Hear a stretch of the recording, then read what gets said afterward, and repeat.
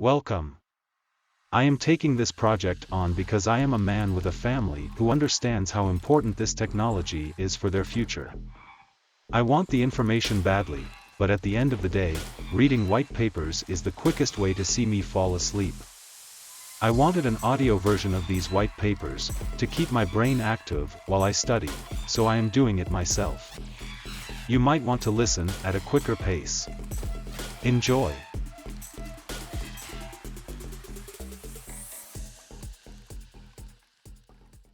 Ethereum, a next-generation smart contract and decentralized application platform, by Vitalik Buterin, 2014.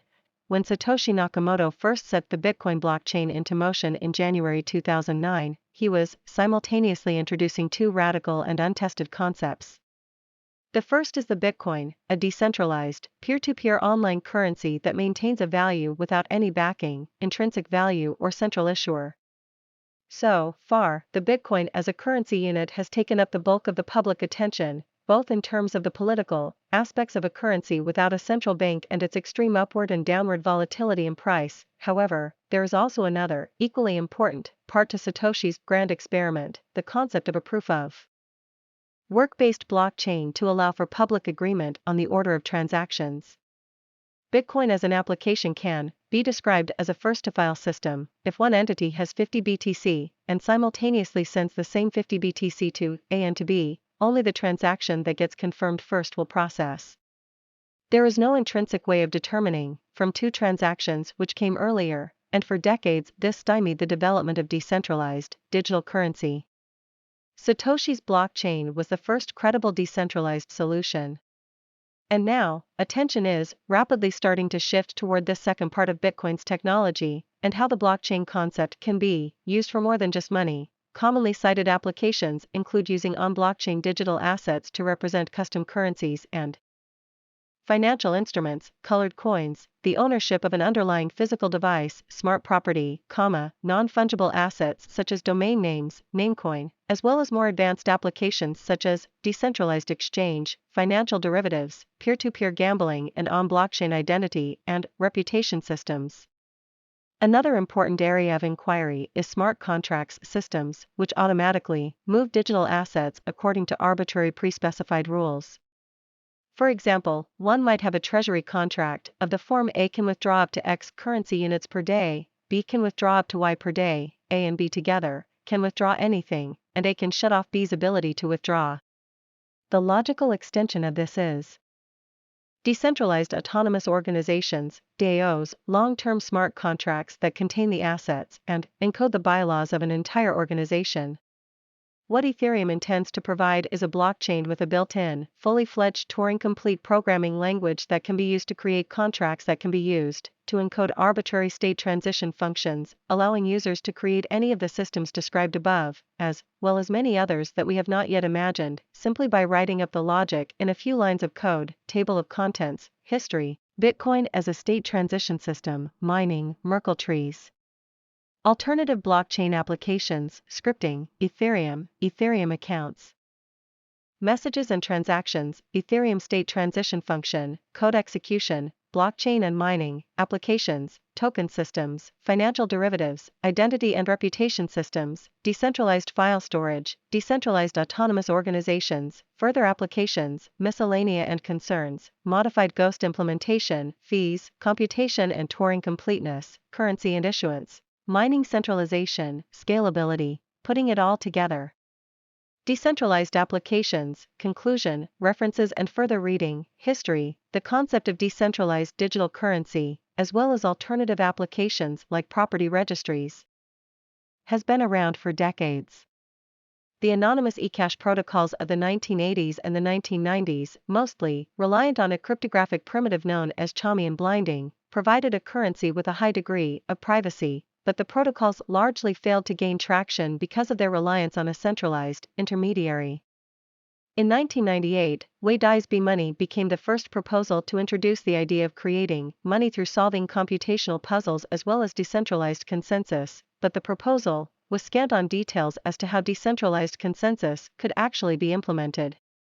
In 2005, HAL Finney introduced a concept of reusable proofs of work, a system which uses ideas from B-money, together with Adam Back's computationally difficult Hashcash puzzles to create a concept for a cryptocurrency, but once again fell short of the ideal by relying on trusted computing as a back-end, because currency is a first-to-file application where the order of transactions is often of critical importance. Decentralized currencies require a solution to decentralized consensus.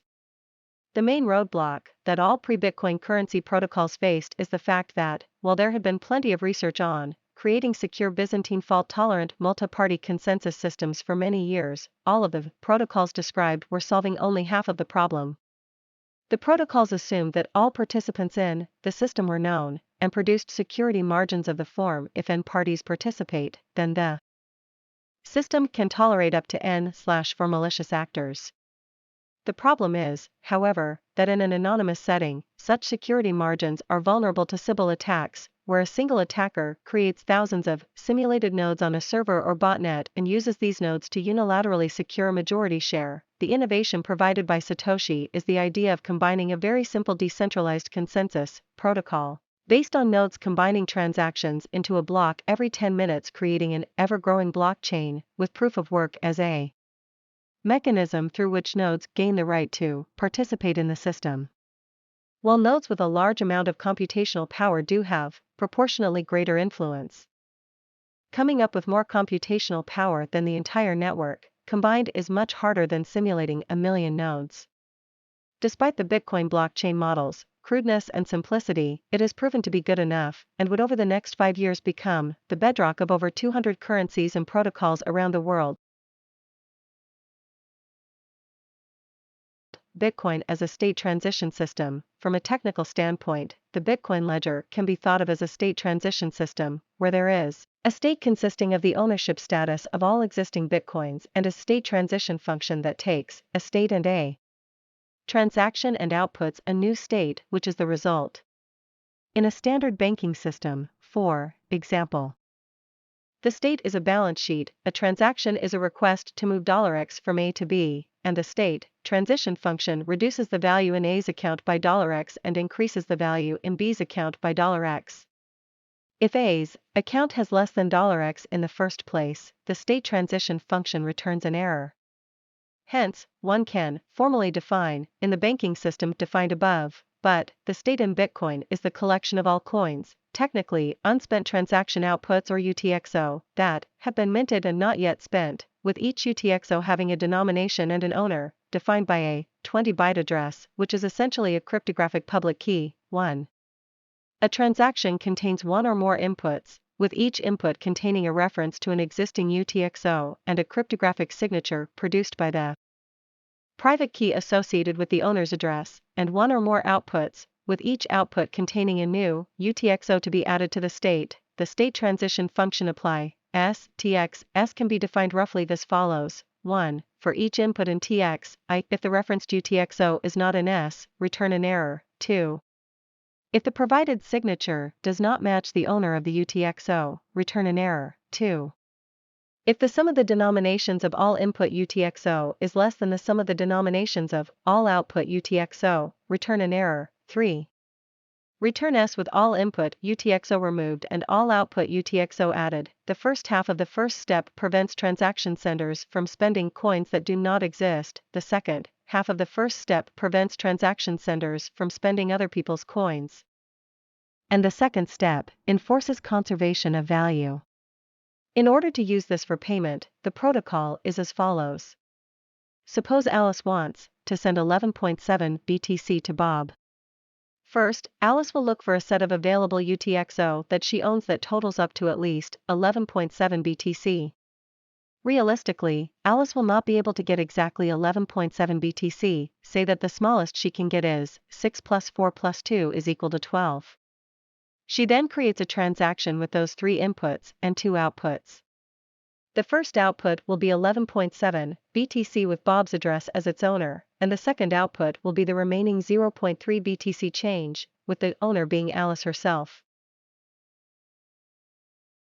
Mining. If we had access to a trustworthy centralized service, this system would be trivial to implement. It could simply be coded exactly as described. However, with Bitcoin we are trying to build a decentralized currency system, so we will need to combine the state transition system with a consensus system in order to ensure that everyone agrees on the order of transactions. Bitcoin's decentralized consensus process requires nodes in the network to continuously attempt to produce packages of transactions called blocks. The network is intended to produce roughly one block every 10 minutes, with each block containing a timestamp, a nonce, a reference to, i.e. hash of, the previous block and a list of all of the transactions that have taken place since the previous block.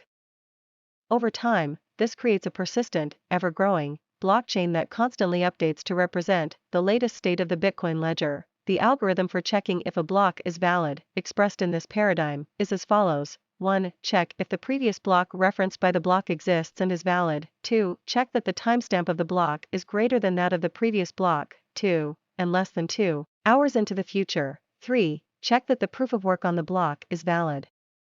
4th, let S0 be the state at the end of the previous block. 5. Suppose Tx is the block's transaction list with n transactions.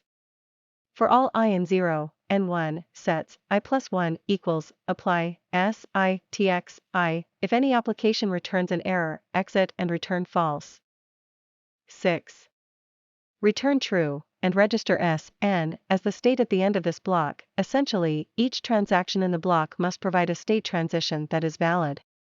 Note that the state is not encoded in the block in any way. It is purely an abstraction to be remembered by the validating node and can only be securely computed for any block by starting from the genesis state and sequentially applying every transaction in every block.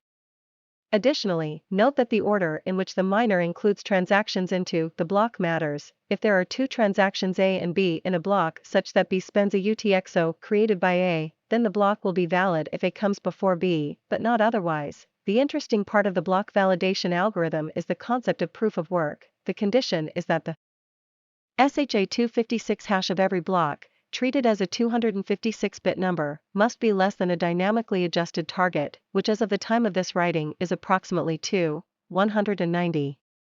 The purpose of this is to make block creation computationally hard, thereby preventing Sybil attackers from remaking the entire blockchain in their favor. Because SHA-256 is designed to be a completely unpredictable pseudorandom function, the only way to create a valid block is simply trial and error, repeatedly incrementing the nonce and seeing if the new hash matches.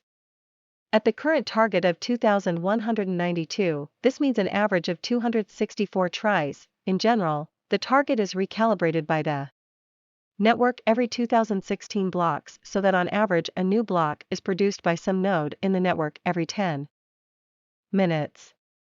In order to compensate miners for this computational work, the miner of every block is entitled to include a transaction giving themselves 25 BTC out of nowhere. Additionally, if any transaction has a higher total denomination in its inputs than in its outputs, the difference also goes to the miner as a transaction fee. Incidentally, this is also the only mechanism by which BTC are issued. The genesis state contained no coins at all. In order to better understand the purpose of mining, let us examine what happens in the event of a malicious attacker. Since Bitcoin's underlying cryptography is known to be secure, the attacker will target the one part of the Bitcoin system that is not protected by cryptography directly, the order of transactions. The attacker's strategy is simple. 1. Send 100 BTC to a merchant in exchange for some product, preferably a rapid delivery digital good. 2. Wait for the delivery of the product. 3. Produce another transaction, sending the same 100 BTC to himself. 4.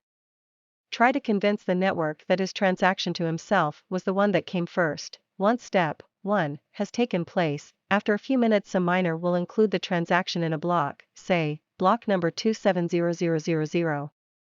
After about 1 hour, 5 more blocks will have been added to the chain after that block, with each of those blocks indirectly pointing to the transaction and thus confirming it. At this point, the merchant will accept the payment as finalized and deliver the product. Since we are assuming this is a digital good, delivery is instant. Now, the attacker creates another transaction, sending the 100 BTC to himself.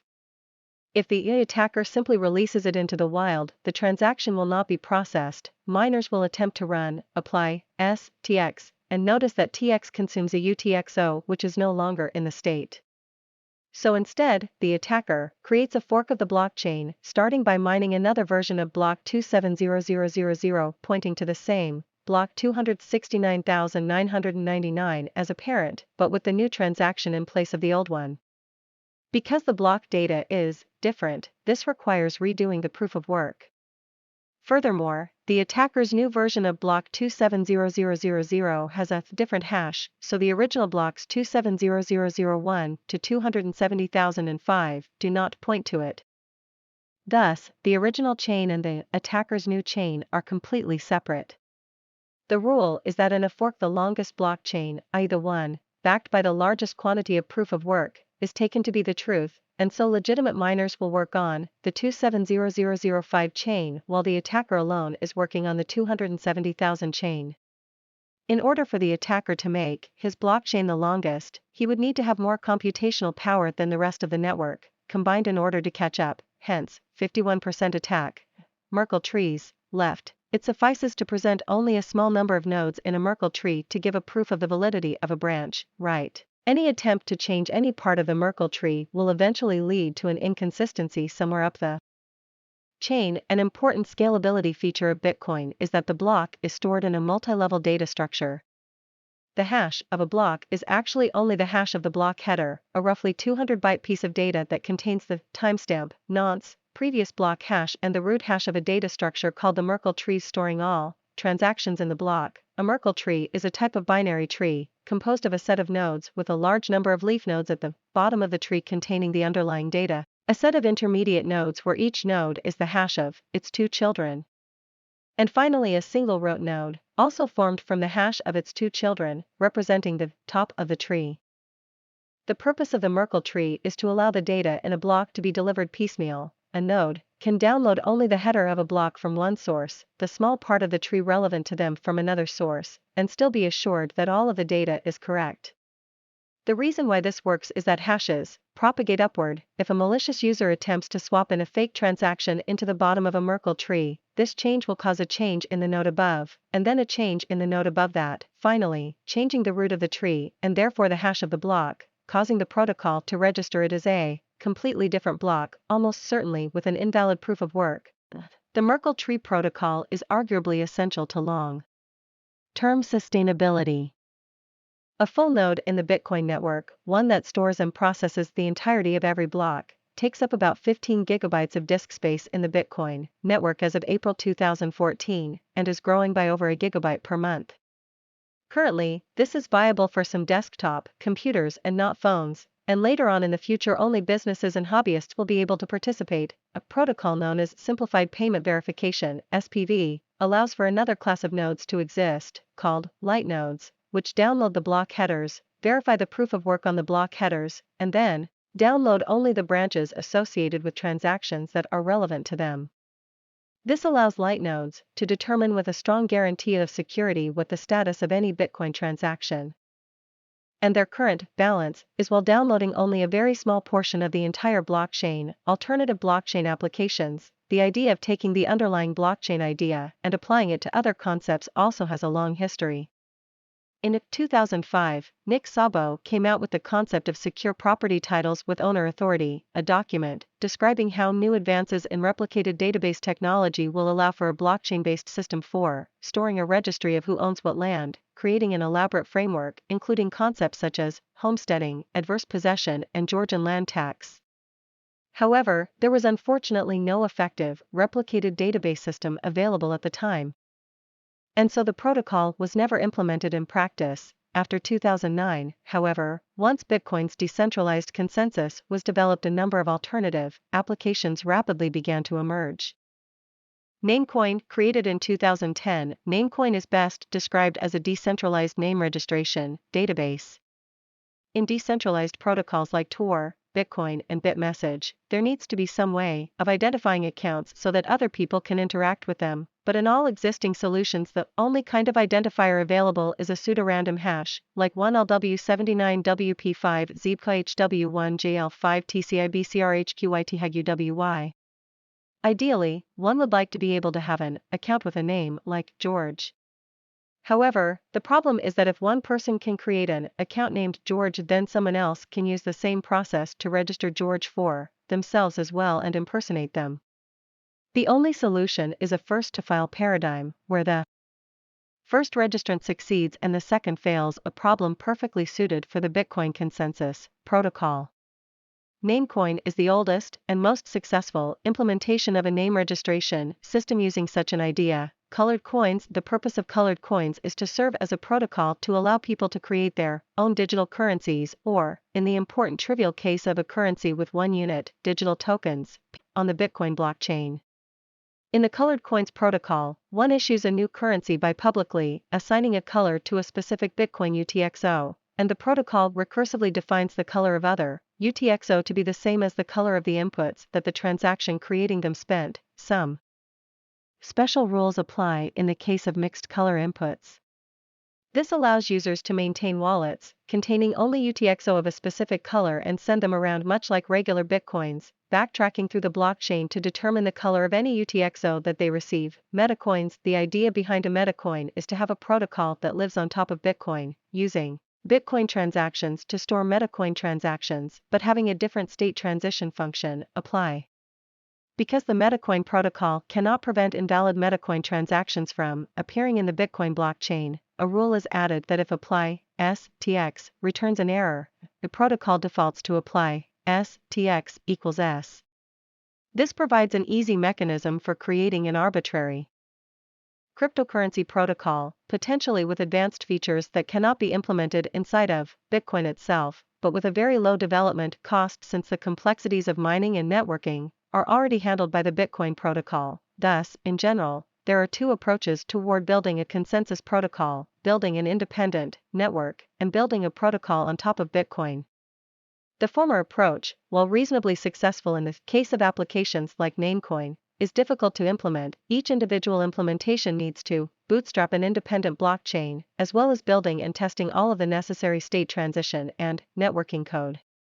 Additionally, we predict that the set of applications for decentralized consensus technology will follow a power law distribution where the vast majority of applications would be too small to warrant their own blockchain, and we note that there exist large classes of decentralized applications, particularly decentralized autonomous organizations, that need to interact with each other. The Bitcoin-based approach, on the other hand, has the flaw that it does not inherit the simplified payment verification features of Bitcoin.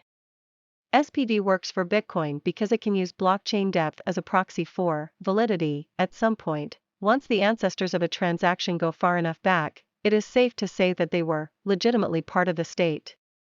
Blockchain-based meta protocols, on the other hand, cannot force the blockchain not to include transactions that are not valid within the context of their own protocols.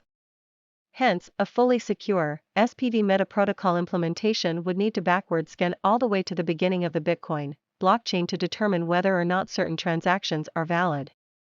Currently, all light implementations of Bitcoin-based meta protocols rely on a trusted server to provide the data, arguably a highly suboptimal result, especially when one of the primary purposes of a cryptocurrency is to eliminate the need for trust scripting. Even without any extensions, the Bitcoin protocol actually does facilitate a weak version of a concept of smart contracts. UTXO in Bitcoin can be owned not just by a public key, but also by a more complicated script, expressed in a simple stack-based programming language. In this paradigm, a transaction spending that UTXO must provide data that satisfies the script. Indeed, even the basic public key ownership mechanism is implemented via a script. The script takes an elliptic curve signature as input, verifies it against the transaction and the address that owns the UTXO, and returns 1 if the verification is successful and 0 otherwise. Other, more complicated, scripts exist for various additional use cases. For example, one can construct a script that requires signatures from 2 out of a given 3 private keys to validate multisig a setup useful for corporate accounts, secure savings accounts, and some merchant escrow situations.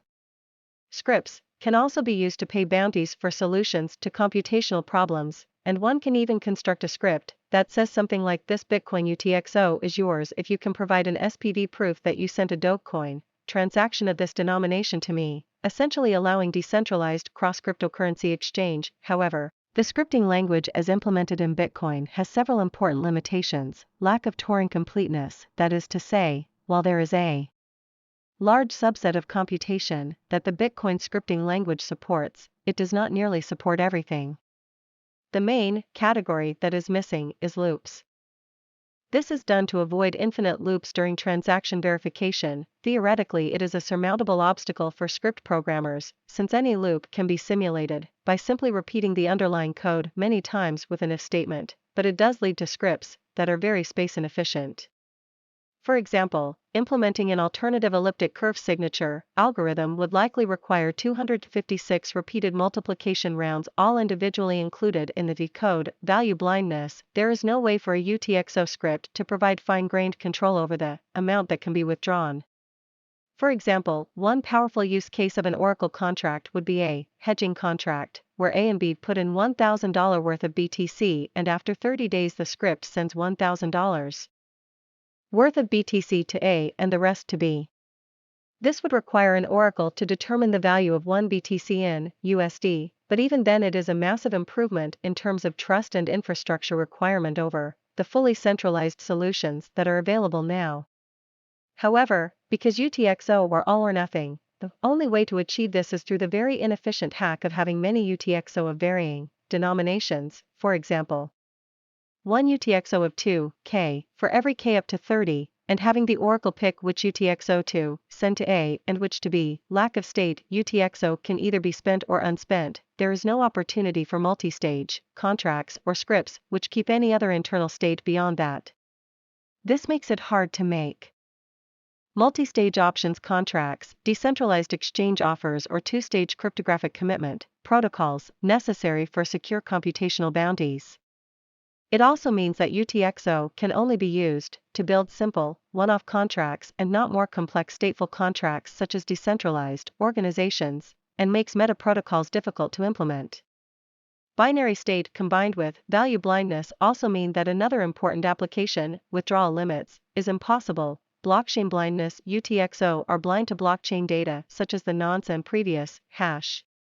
This severely limits applications in gambling and several other categories by depriving the scripting language of a potentially valuable source of randomness. Thus, we see three approaches to building advanced applications on top of cryptocurrency: building a new blockchain using scripting on top of Bitcoin, and building a meta protocol on top of Bitcoin.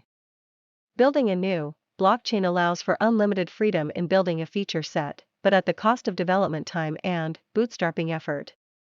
Using scripting is easy to implement and standardize, but is very limited in its capabilities, and meta protocols, while easy, suffer from faults in scalability.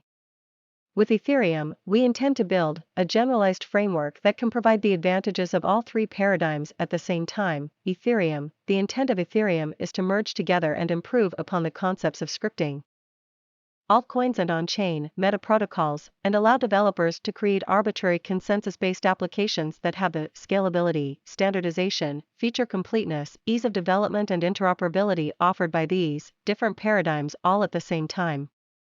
Ethereum does this by building what is essentially the ultimate abstract foundational layer, a blockchain with a built-in Turing-complete programming language, allowing anyone to write smart contracts and decentralized applications where they can create their own arbitrary rules for ownership, transaction formats, and state transition functions. A barebones version of Namecoin can be written in 2 lines of code, and other protocols like currencies and reputation systems can be built in under 20. Smart contracts, cryptographic boxes that contain value and only unlock it if certain conditions are met, can also be built on top of our platform, with vastly more power than that offered by Bitcoin scripting, because of the added powers of Turing completeness, value awareness, blockchain awareness, and state. Ethereum accounts. In Ethereum, the state is made up of objects called accounts, with each account having a 20-byte address, and state transitions being direct transfers of value and information between accounts. An Ethereum account contains 4 fields: the nonce, a counter used to make sure each transaction can only be processed once; the account's current Ether balance; the account's contract code, if present; the account's storage, empty by default. Ether is the main internal crypto fuel of Ethereum, and is used to pay transaction fees. In general, there are two types of accounts: externally owned accounts, controlled by private keys, and contract accounts, controlled by their contract code. An externally owned account has no code, and one can send messages from an externally owned account by creating and signing a transaction. In a contract account, every time the contract account receives a message, its code activates, allowing it to read and write to internal storage and send other messages or create contracts in turn. Messages and transactions. Messages in Ethereum are somewhat similar to transactions in Bitcoin, but with three important differences. First, an Ethereum message can be created either by an external entity or a contract, whereas a Bitcoin transaction can only be created externally. Second, there is an explicit option for Ethereum messages to contain data. Finally, the recipient of an Ethereum message, if it is a contract account, has the option to return a response. This means that Ethereum messages also encompass the concept of functions. The term transaction is used in Ethereum to refer to the signed data package that stores a message to be sent from an externally owned account.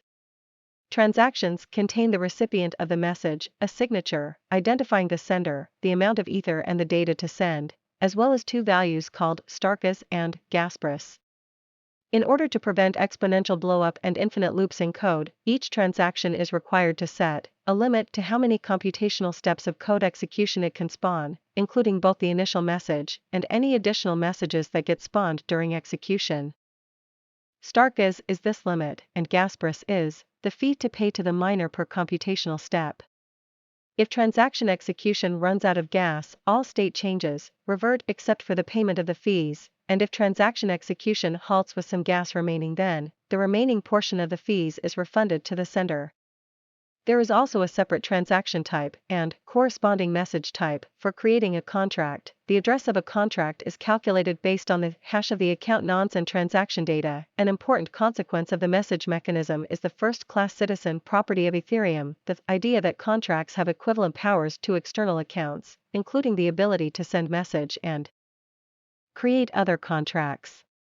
This allows contracts to simultaneously serve many different roles. For example, one might have a member of a decentralized organization, a contract, be an escrow account, another contract, between an paranoid individual employing custom quantum-proof Lamport signatures, a third contract, and a co-signing entity which itself uses an account with 5 keys for security, a fourth contract. The strength of the Ethereum platform is that the decentralized organization and the escrow contract do not need to care about what kind of account each party to the contract is. The Ethereum state transition function, apply (s)tx-s, can be defined as follows. 1. Check if the transaction is well formed, i.e., has the right number of values, the signature is valid, and the nonce matches the nonce in the sender's account. If not, return an error. 2. Calculate the transaction fee as stark as gas price, and determine the sending address from the signature. Subtract the fee from the sender's account balance and increment the sender's nonce. If there is not enough balance to spend, return an error. 3. Initialize gas equals start gas, and take off a certain quantity of gas per byte to pay for the bytes in the transaction. 4. Transfer the transaction value from the sender's account to the receiving account. If the receiving account does not yet exist, create it. If the receiving account is a contract, run the contract's code, either to completion or until the execution runs out of gas. 5. If the value transfer failed because the sender did not have enough money or the code execution ran out of gas, revert all state changes except the payment of the fees, and add the fees to the miner's account. 6. Otherwise, refund the fees for all remaining gas to the sender, and send the fees paid for gas consumed to the miner. For example, suppose that the contract's code is if the contract.storage message data 0 : contract.storage message data 0 equals message data 1. Note that in reality the contract code is written in the low-level EVM code. This example is written in Serpent, our high-level language, for clarity, and can be compiled down to EVM code. Suppose that the contract's storage starts off empty, and a transaction is sent with 10 Ether value, 2000 gas, 0.001 Ether gas price, and 2 data fields, 2, Charlie, 3. The process for the state transition function in this case is as follows. 1. Check that the transaction is valid and well-formed. 2. Check that the transaction sender has at least 2000.001 is equal to 2 Ether. If it is, then subtract 2 Ether from the sender's account. 3. Initialize gas equals 2000, assuming the transaction is 170 bytes long and the byte fee is 5, subtract 850 so that there is 1150 gas left. 4.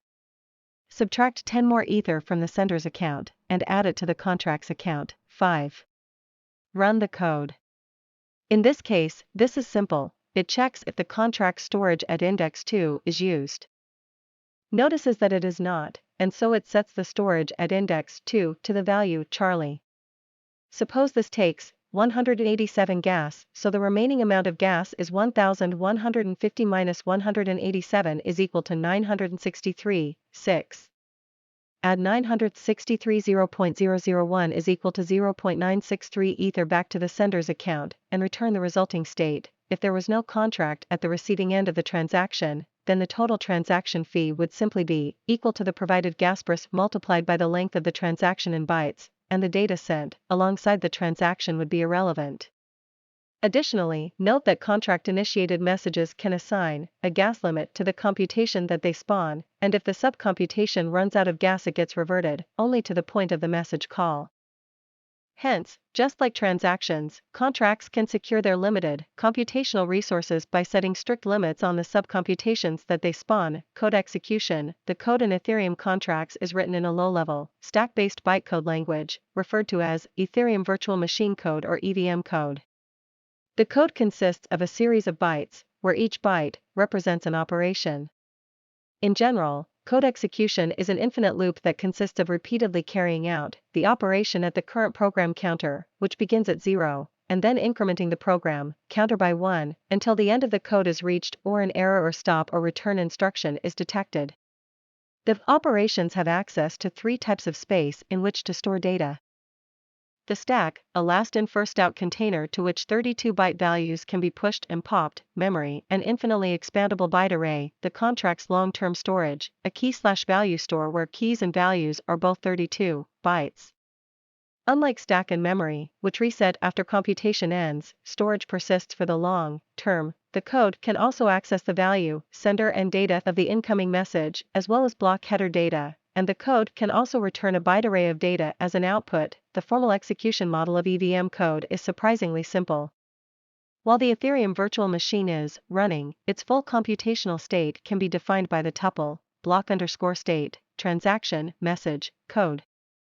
Memory, stack, PC, gas, where block_state is the global state containing all accounts and includes balances and storage. Every round of execution, the current instruction is found by taking the PCTH byte of code, and each instruction has its own definition in terms of how it affects the tuple.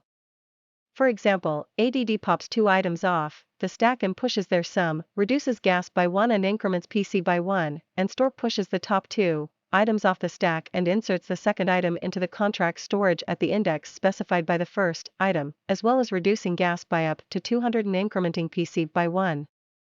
Although there are many ways to optimize Ethereum via just-in-time compilation, a basic implementation of Ethereum can be done in a few hundred lines of code. Blockchain and mining. The Ethereum blockchain is in many ways similar to the Bitcoin blockchain, although it does have some differences. The main difference between Ethereum and Bitcoin with regard to the blockchain architecture is that, unlike Bitcoin, Ethereum blocks contain a copy of both the transaction list and the most recent state. Aside from that, 2 other values, the block number and the difficulty, are also stored in the block. The block validation algorithm in Ethereum is as follows. 1. Check if the previous block referenced exists and is valid. 2. Check that the timestamp of the block is greater than that of the referenced previous block and less than 15 minutes into the future. 3. Check that the block number, difficulty, transaction route, uncle route and gas limit, various low-level, Ethereum-specific concepts, are valid. 4. Check that the proof of work on the block is valid. 5. Let S0 be the state_root of the previous block. 6. Let TX be the block's transaction list, with n transactions. For all n in 0, N1 sets I plus 1 equals apply S I T X I. If any applications returns an error, or if the total gas consumed in the block up until this point exceeds the gas limit, return an error. 7. Let S underscore final be S, N, but adding the block reward paid to the miner. 8. Check if S underscore final is the same as the state underscore route. If it is, the block is valid, otherwise, it is not valid. The approach may seem highly inefficient at first glance, because it needs to store the entire state with each block, but in reality efficiency should be comparable to that of Bitcoin. The reason is that the state is stored in the tree structure, and after every block only a small part of the tree needs to be changed. Thus, in general, between two adjacent blocks the vast majority of the tree should be the same, and therefore the data can be stored once and referenced twice using pointers, i.e. hashes of subtrees. A special kind of tree known as a Patricia tree is used to accomplish this, including a modification to the Merkle tree concept that allows 4 nodes to be inserted and deleted, and not just changed, efficiently. Additionally, because all of the state information is part of the last block, there is no need to store the entire blockchain history, a strategy which, if it could be applied to Bitcoin, can be calculated to provide 5-20x savings in space. Applications. In general, there are 3 types of applications on top of Ethereum. The first category is financial applications, providing users with more powerful ways of managing and entering into contracts using their money.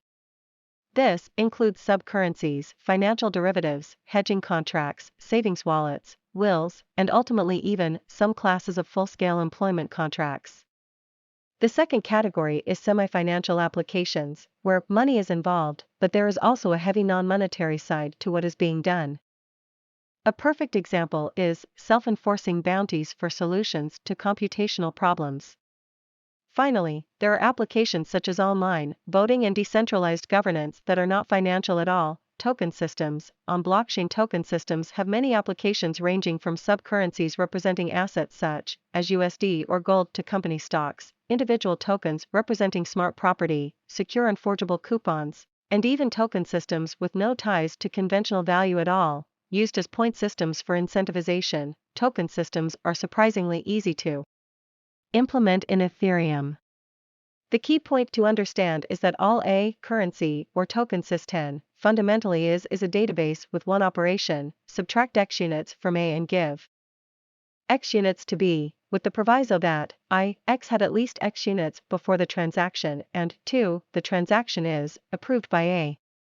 All that it takes to implement a token system is to implement this logic into a contract. The basic code for implementing a token system in Serpent looks as follows: from equals message sender to equals message data 0, value equals message data 1, if contract dot storage, from equals value contract dot storage, from equals contract dot storage, from value contract dot storage to equals contract dot storage to the plus value. This is essentially a literal implementation of the banking system state transition function described further above in this document.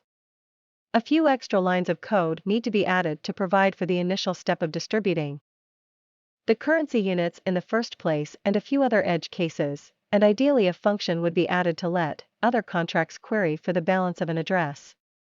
But that's all there is to it. Theoretically, Ethereum-based token systems acting as subcurrencies can potentially include another important feature that on-chain, Bitcoin-based metacurrencies lack: the ability to pay transaction fees directly in that currency. The way this would be implemented is that the contract would maintain an Ether balance with which it would refund Ether used to pay fees to the sender, and it would refill this balance by collecting the internal currency units that it takes in fees and reselling them in a constant running auction. Users would thus need to activate their accounts with Ether, but once the Ether is there it would be reusable because the contract would refund it each time. Financial derivatives and stable value currencies. Financial derivatives are the most common application of a smart contract, and one of the simplest to implement in code. The main challenge in implementing financial contracts is that the majority of them require reference to an external price ticker. For example, a very desirable application is a smart contract that hedges against the volatility of Ether or another cryptocurrency with respect to the US dollar, but doing this requires the contract to know what the value of ETH/USD is. The simplest way to do this is through a data feed contract maintained by a specific party, for example, NASDAQ, designed so that that party has the ability to update the contract as needed, and providing an interface that allows other contracts to send a message to that contract and get back a response that provides the price. Given that critical ingredient, the hedging contract would look as follows. 1. Wait for party A to input 1000 Ether. 2. Wait for party B to input 1000 Ether. 3. Record the USD value of 1000 Ether, calculated by querying the data feed contract. In storage, say this is $X. 4. After 30 days, allow A or B to ping the contract in order to send $X worth of Ether, calculated by querying the data feed contract again to get the new price, to A and the rest to B. Such a contract would have significant potential in crypto commerce. One of the main problems cited about cryptocurrency is the fact that it's volatile. Although many users and merchants may want the security and convenience of dealing with cryptographic assets, they may not wish to face that prospect of losing 23% of the value of their funds in a single day. Up until now, the most commonly proposed solution has been issuer-backed assets. The idea is that an issuer creates a sub-currency in which they have the right to issue and revoke units, and provide 1 unit of the currency to anyone who provides them offline, with 1 unit of a specified underlying asset, for example, gold, USD. The issuer then promises to provide 1 unit of the underlying asset to anyone who sends back 1 unit of the crypto asset. This mechanism allows any non-cryptographic asset to be uplifted into a cryptographic asset, provided that the issuer can be trusted. In practice, however, issuers are not always trustworthy, and in some cases the banking infrastructure is too weak or too hostile for such services to exist. Financial derivatives provide an alternative.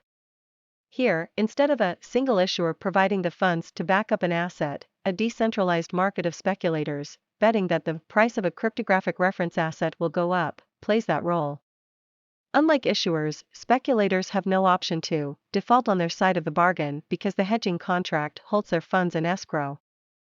Note that this approach is not fully decentralized because a trusted source is still needed to provide the price ticker, although arguably even still this is a massive improvement in terms of reducing infrastructure requirements. Unlike being an issuer, issuing a price feed requires no licenses and can likely be categorized as free speech, and reducing the potential for fraud, identity and reputation systems. The earliest alternative cryptocurrency of all, Namecoin, attempted to use a Bitcoin-like blockchain to provide a name registration system, where users can register their names in a public database alongside other data. The major cited use case is for a DNS system, mapping domain names like Bitcoin.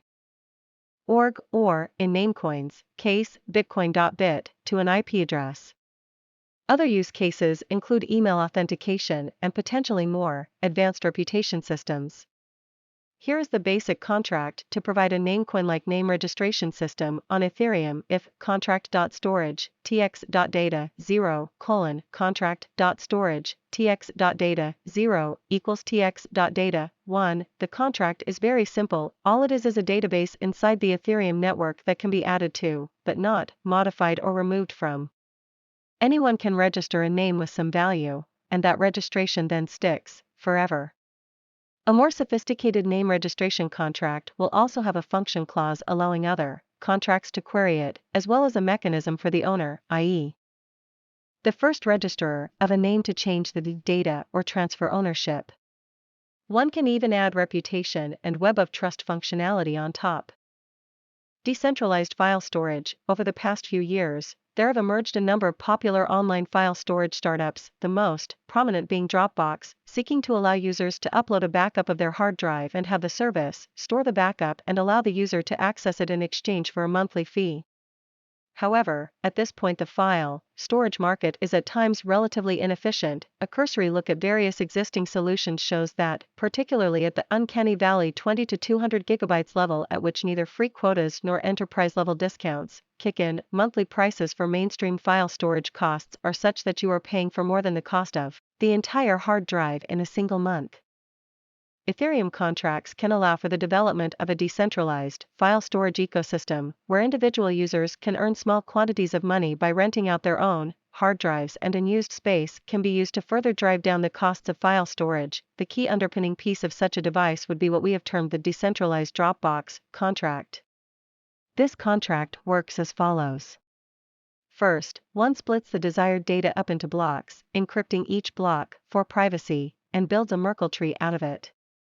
One then makes a contract with the rule that, every n blocks, the contract would pick a random index in the Merkle tree, using the previous block hash accessible from contract code as a source of randomness, and give X ether to the first entity to supply a transaction with a simplified payment verification like proof of ownership of the block at that particular index in the tree.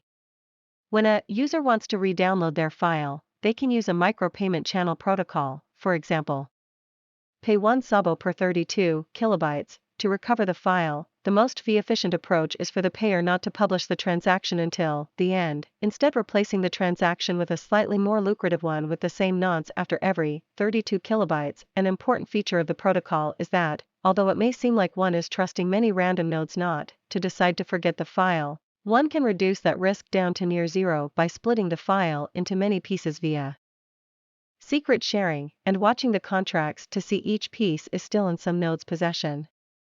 If a contract is still paying out money, that provides a cryptographic proof that someone out there is still storing the file. Decentralized autonomous organizations. The general concept of a decentralized organization is that of a virtual entity that has a certain set of members or shareholders which, perhaps with a 67% majority, have the right to spend the entity's funds and modify its code. The members would collectively decide on how the organization should allocate its funds. Methods for allocating a DAO's funds could range from bounties, salaries to even more exotic mechanisms, such as an internal currency to reward work. This essentially replicates the legal trappings of a traditional company or non-profit, but using only cryptographic blockchain technology for enforcement. So far, much of the talk around DAOs has been around the capitalist model of a decentralized autonomous corporation, DAC, with dividend-receiving shareholders and tradable shares. An alternative, perhaps described as a decentralized autonomous community, would have all members have an equal share in the decision-making and require 67% of existing members to agree to add or remove a member. The requirement that one person can only have one membership would then need to be enforced collectively by the group. A general outline for how to code a DAO is as follows. The simplest design is simply a piece of self-modifying code that changes if 2/3 of members agree on a change. Although code is theoretically immutable, one can easily get around this and have de facto mutability by having chunks of the code in separate contracts, and having the address of which contracts to call stored in the modifiable storage. In a simple implementation of such a DAO contract, there would be 3 transaction types distinguished by the data provided in the transaction 0, I, K, V, to register a proposal with index I to change the address at storage index K to value V, 0, I, to register a vote in favor of proposal I, 2, I, to finalize proposal I if enough votes have been made. The contract would then have clauses for each of these. It would maintain a record of all open storage changes, along with a list of who voted for them. It would also have a list of all members. When any storage change gets to 2/3 of members voting for it, a finalizing transaction could execute the change. A more sophisticated skeleton would also have built-in voting ability for features like sending a transaction, adding members and removing members, and may even provide for liquid democracy-style vote delegation, i.e., anyone can assign someone to vote for them, and assignment is transitive, so if A assigns B and B assigns C, then C determines A's vote. This design would allow the DAO to grow organically as a decentralized community, allowing people to eventually delegate the task of filtering out who is a member to specialists, although unlike in the current system, specialists can easily pop in and out of existence over time as individual community members change their alignments. An alternative model is for a decentralized corporation, where any account can have 0 or more shares, and 2/3 of the shares are required to make a decision. A complete skeleton would involve asset management functionality, the ability to make an offer to buy or sell shares, and the ability to accept offers, preferably with an order-matching mechanism inside the contract. Delegation would also exist liquid democracy style, generalizing the concept of a board of directors. In the future, more advanced mechanisms for organizational governance may be implemented. It is at this point that a decentralized organization, DO, can start to be described as a decentralized autonomous organization, DAO. The difference between a DO and a DAO is fuzzy, but the general dividing line is whether the governance is generally carried out via a political-like process or an automatic process. A good intuitive test is the no common language criterion. Can the organization still function if no two members spoke the same language? Clearly, a simple traditional shareholder-style corporation would fail, whereas something like the Bitcoin protocol would be much more likely to succeed. Robin Hanson's Futarchy. A mechanism for organizational governance via prediction markets is a good example of what truly autonomous governance might look like. Note that one should not necessarily assume that all DAOs are superior to all DOs. Automation is simply a paradigm that is likely to have very large benefits in certain particular places and may not be practical in others, and many semi-DOS are also likely to exist. Further applications. 1. Savings wallets. Suppose that Alice wants to keep her funds safe, but is worried that she will lose or someone will hack her private key. She puts Ether into a contract with Bob, a bank, as follows: Alice alone can withdraw a maximum of 1% of the funds per day. Bob alone can withdraw a maximum of 1% of the funds per day.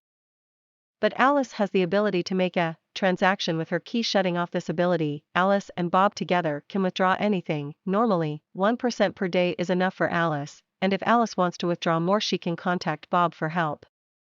If Alice's key gets hacked, she runs to Bob to move the funds to a new contract. If she loses her key, Bob will get the funds out eventually. If Bob turns out to be malicious, then she can turn off his ability to withdraw. 2. Crop insurance.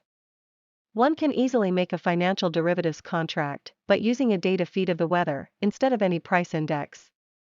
If a farmer in Iowa purchases a derivative that pays out inversely based on the precipitation in Iowa, then if there is a drought, the farmer will automatically receive money, and if there is enough rain, the farmer will be happy because their crops would do well. 3. A decentralized data feed. For financial contracts for difference, it may actually be possible to decentralize the data feed via a protocol called Shellingcoin.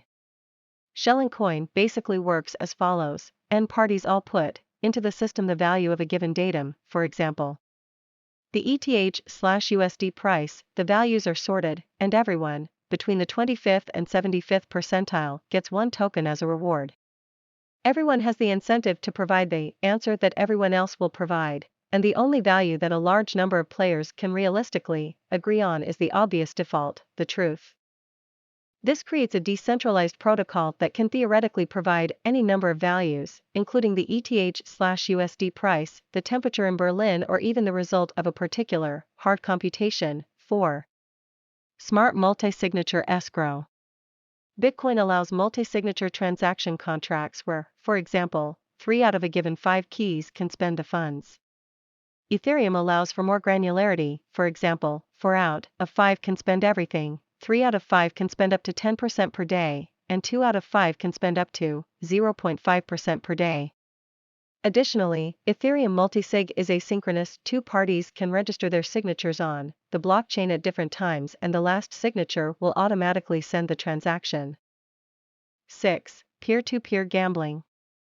Any number of peer-to-peer gambling protocols, such as Frank Stajano and Richard Clayton's CyberDice, can be implemented on the Ethereum blockchain.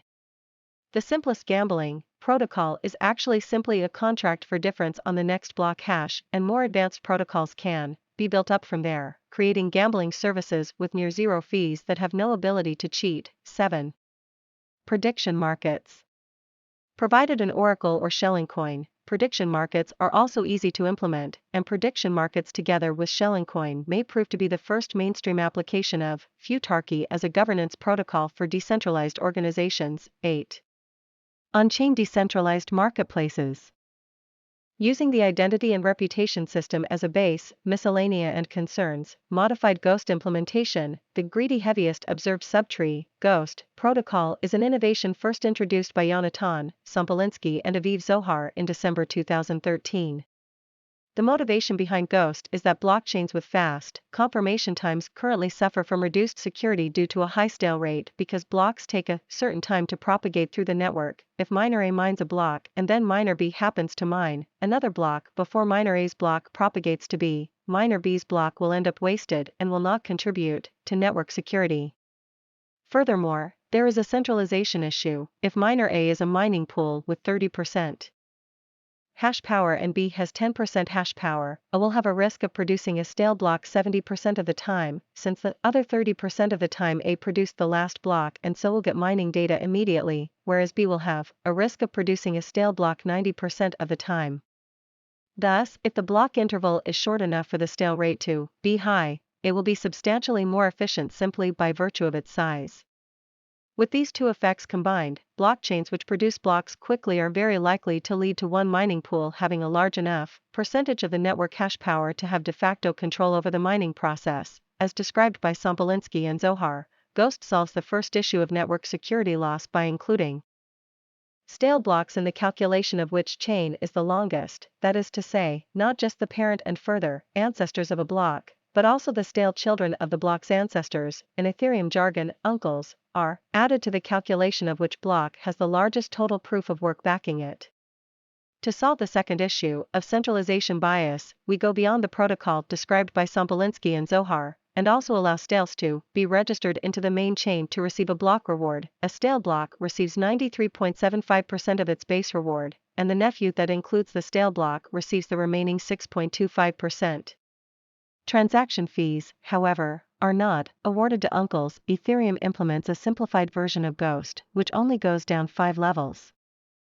Specifically, a stale block can only be included as an uncle by the 2nd to 5th generation child of its parent, and not any block with a more distant relation, for example, 6th generation child of a parent or 3rd generation child of a grandparent.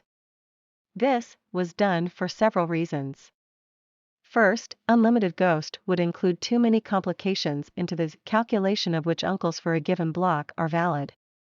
Second, unlimited Ghost with compensation as used in Ethereum removes the incentive for a miner to mine on the main chain and not the chain of a public attacker.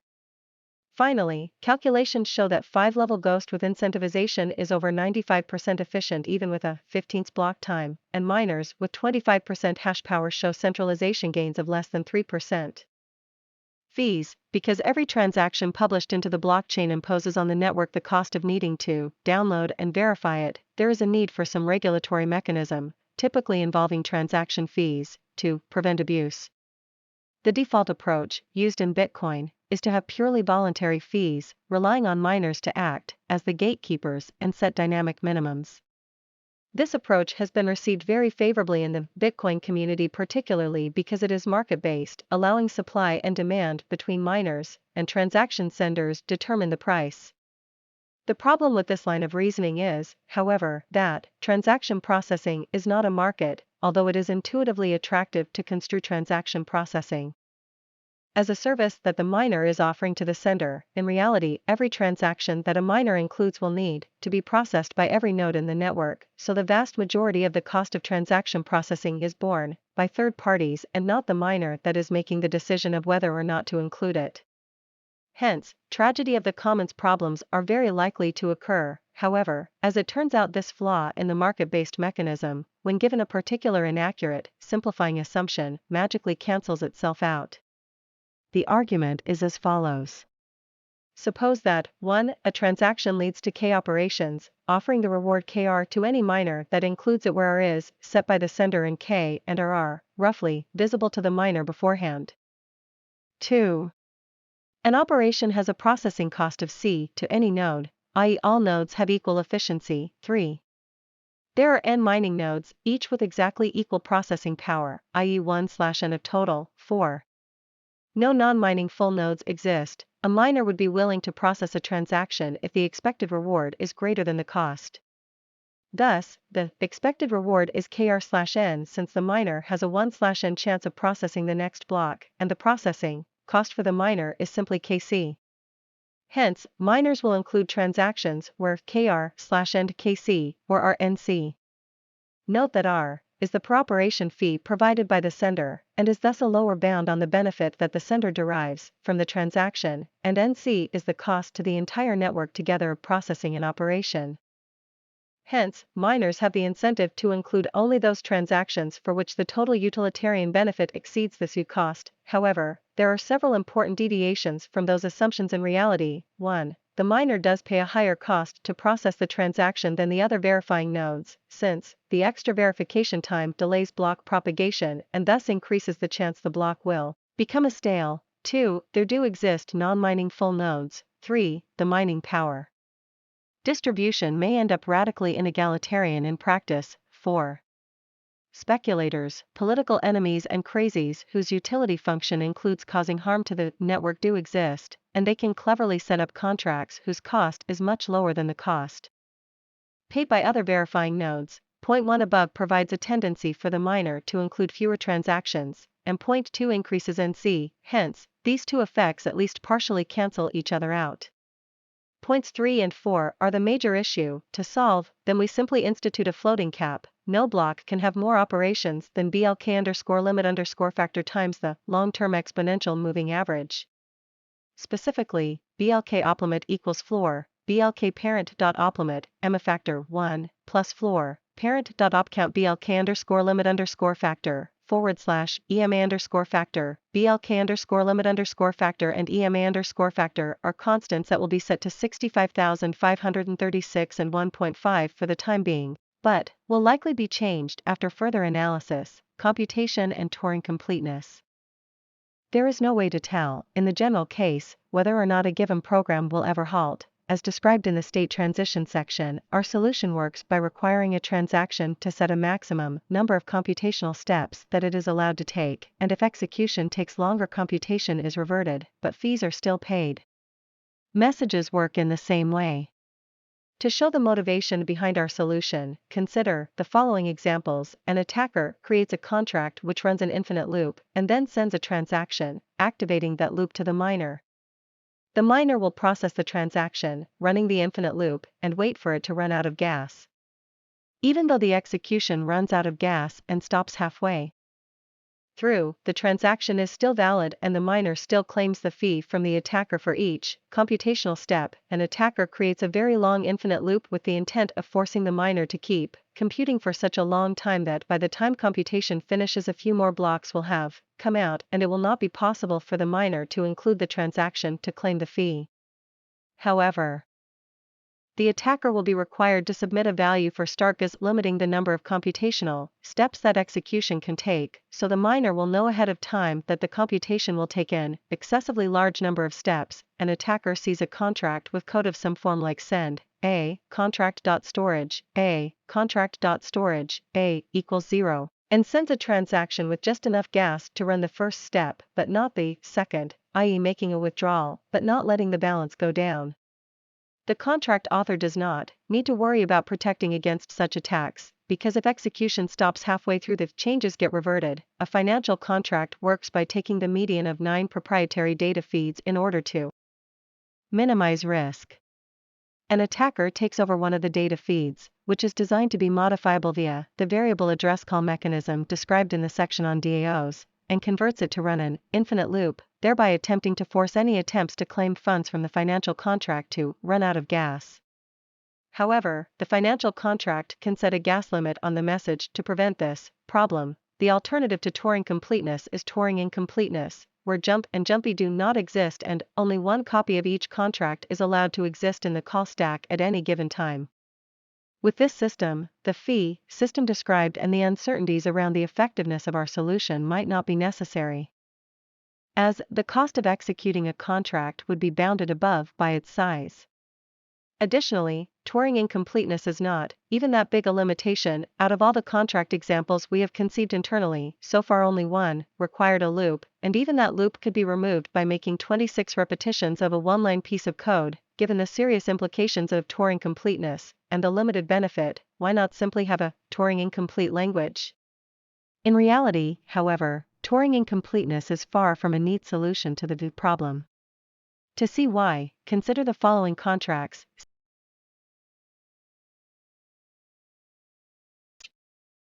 Now, send a transaction to A. Thus, in 51 transactions, we have a contract that takes up to 50 computational steps.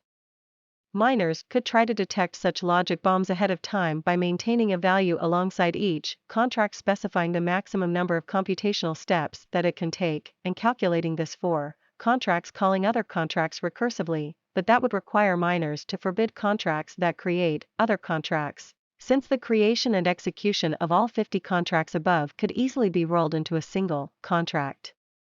Another problematic point is that the address field of a message is a variable, so in general it may not even be possible to tell which other contracts a given contract will call ahead of time.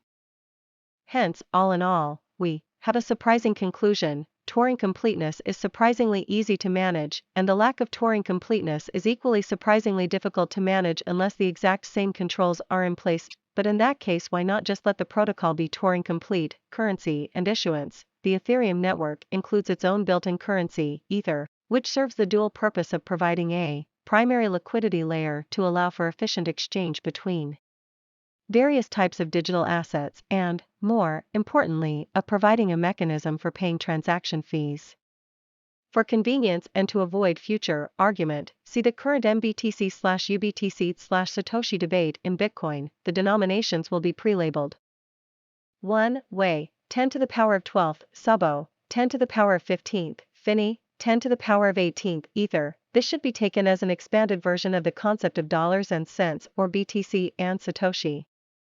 In the near future, we expect Ether to be used for ordinary transactions, Fini for microtransactions, and Sabo and Wei for technical discussions around fees and protocol implementation. The issuance model will be as follows: Ether will be released in a currency sale at the price of 1337 to 2000 Ether per BTC, a mechanism intended to fund the Ethereum organization and pay for development that has been used with success by a number of other cryptographic platforms. Earlier buyers will benefit from larger discounts.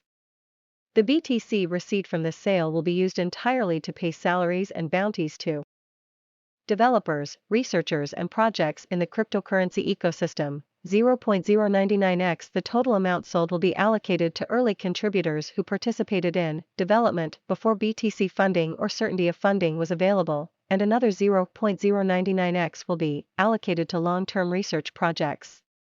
0.26x The total amount sold will be allocated to miners per year forever after that point. Issuance breakdown. The permanent linear supply growth model reduces the risk of what some see as excessive wealth concentration in Bitcoin, and gives individuals living in present and future eras a fair chance to acquire currency units, while at the same time discouraging depreciation of Ether because the supply growth rate as a percentage still tends to zero over time.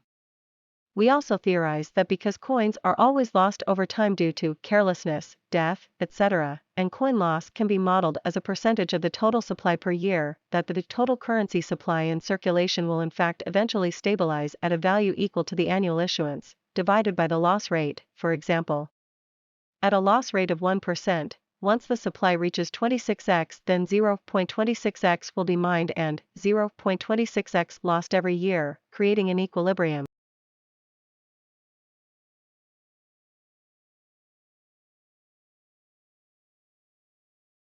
Mining centralization. The Bitcoin mining algorithm basically works by having miners compute SHA-256 on slightly modified versions of the block header millions of times over and over again, until eventually one node comes up with a version whose hash is less than the target, currently around 190. However, this mining algorithm is vulnerable to two forms of centralization. First, the mining ecosystem has come to be dominated by ASICs, application-specific integrated circuits, computer chips designed for, and therefore thousands of times more, efficient at, the specific task of Bitcoin mining. This means that Bitcoin mining is no longer a highly decentralized and egalitarian pursuit, requiring millions of dollars of capital to effectively participate in it. Second, most Bitcoin miners do not actually perform block validation locally. Instead, they rely on a centralized mining pool to provide the block headers. This problem is arguably worse, as of the time of this Writing, the top two mining pools indirectly control roughly 50% of processing power in the Bitcoin network, although this is mitigated by the fact that miners can switch to other mining pools if a pool or coalition attempts a 51% attack. The current intent at Ethereum is to use a mining algorithm based on randomly generating a unique hash function for every 1000 nonces, using a sufficiently broad range of computation to remove the benefit of specialized hardware. Such a strategy will certainly not reduce the gain of centralization to zero, but it does not need to. Note that each individual user, on their private laptop or desktop, can perform a certain quantity of mining activity almost for free, paying only electricity costs. But after the point of 100% CPU utilization of their computer, additional mining will require them to pay for both electricity and hardware. ASIC mining companies need to pay for electricity and hardware starting from the first hash. Hence, if the centralization gain can be kept to below this ratio, E+H/E, then even if ASICs are made, there will still be room for ordinary miners. Additionally, we intend to design the mining algorithm so that mining requires access to the entire blockchain, forcing miners to store the entire blockchain and at least be capable of verifying every transaction. This removes the need for centralized mining pools, although mining pools can still serve the legitimate role of evening out the randomness of reward distribution. This function can be served equally well by peer-to-peer pools with no central control. It additionally helps fight centralization by increasing the number of full nodes in the network so that the network remains reasonably decentralized even if most ordinary users prefer light clients. Scalability. One common concern about Ethereum is the issue of scalability. Like Bitcoin, Ethereum suffers from the flaw that every transaction needs to be processed by every node in the network. With Bitcoin, the size of the current blockchain rests at about 20 gigabytes, growing by about 1 megabyte per hour. If the Bitcoin network were to process Visa's 2,000 transactions per second, it would grow by 1 megabyte per 3 seconds, 1 gigabyte per hour, 8 terabytes per year. Ethereum is likely to suffer a similar growth pattern, worsened by the fact that there will be many applications on top of the Ethereum blockchain instead of just a currency, as is the case with Bitcoin, but ameliorated by the fact that Ethereum full nodes need to store just the state instead of the entire blockchain history. The problem with such a large blockchain size is centralization risk. If the blockchain size increases to, say, 100 terabytes, then the likely scenario would be that only a very small number of large businesses would run full nodes, with all regular users using light SPV nodes. In such a situation, there arises the potential concern that the full nodes could band together and all agree to cheat in some profitable fashion, for example, change the block reward, give themselves BTC. Light nodes would have no way of detecting this immediately. Of course, at least one honest full node would likely exist, and after a few hours information about the fraud would trickle out through channels like Reddit, but at that point it would be too late. It would be up to the ordinary users to organize an effort to blacklist the given blocks, a massive and likely infeasible coordination problem on a similar scale as that of pulling off a successful 51% attack. In the case of Bitcoin, this is currently a problem, but there exists a blockchain modification suggested by Peter Todd which will alleviate this issue. In the near term, Ethereum will use two additional strategies to cope with this problem. First, because of the blockchain-based mining algorithms, at least every miner will be forced to be a full node, creating a lower bound on the number of full nodes. Second, and more importantly, however, we will include an intermediate state tree road in the blockchain after processing each transaction. Even if block validation is centralized, as long as one honest verifying node exists, the centralization problem can be circumvented via a verification protocol. If a miner publishes an invalid block, that block must either be badly formatted, or the state SN is incorrect. Since S0 is known to be correct, there must be some first state SI that is incorrect where SI1 is correct. The verifying node would provide the index I, along with a proof of invalidity consisting of the subset of Patricia tree nodes needing to process apply SI1 TX I-SI. Nodes would be able to use those nodes to run that part of the computation and see that the SI generated does not match the SI provided another More sophisticated attack would involve the malicious miners publishing incomplete blocks, so that the full information does not even exist to determine whether or not blocks are valid.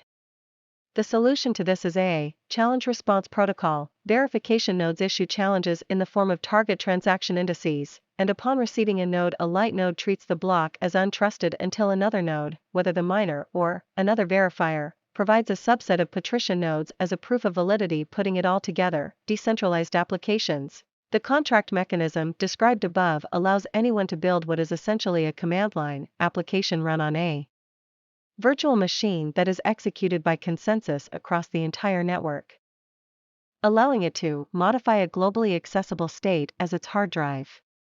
However, for most people, the command line interface, that is the transaction sending mechanism, is not sufficiently user-friendly to make decentralization an attractive mainstream alternative. To this end, a complete decentralized application should consist of both low-level business logic components, whether implemented entirely on Ethereum, using a combination of Ethereum and other systems, for example, a P2P messaging layer, one of which is currently planned to be put into the Ethereum clients or other systems entirely, and high-level graphical user interface components. The Ethereum client's design is to serve as a web browser, but includes support for a JavaScript API object, which specialized web pages viewed in the client will be able to use to interact with the Ethereum blockchain. From the point of view of the traditional web, these web pages are entirely static content, since the blockchain and other decentralized protocols will serve as a complete replacement for the server for the purpose of handling user-initiated requests. Eventually, decentralized protocols, hopefully themselves in some fashion, using Ethereum, may be used to store the web pages themselves. Conclusion: the Ethereum protocol was originally conceived as an upgraded version of a cryptocurrency, providing advanced features such as on-blockchain escrow, withdrawal limits, and financial contracts, gambling, markets, and the like via a highly generalized programming language. The Ethereum protocol would not support any of the applications directly, but the existence of a Turing-complete programming language means that arbitrary contracts can theoretically be created for any transaction type or application. What is more interesting about Ethereum, however, is that the Ethereum protocol moves far beyond just currency protocols and decentralized applications around decentralized file storage, decentralized computation, and decentralized prediction markets, among dozens of other such concepts, have the potential to substantially increase the efficiency of the computational industry and provide a massive boost to other peer-to-peer protocols by adding for the first time an economic layer. Finally, there is also a substantial array of applications that have nothing to do with money at all. The concept of an arbitrary state transition function as implemented by the Ethereum protocol provides for a platform with unique potential, rather than being a closed-ended, single-purpose protocol intended for a specific array of applications in data storage, gambling, or finance. Ethereum is open-ended by design, and we believe that it is extremely well-suited to serving as a foundational layer for a very large number of both financial and non-financial protocols in the years to come.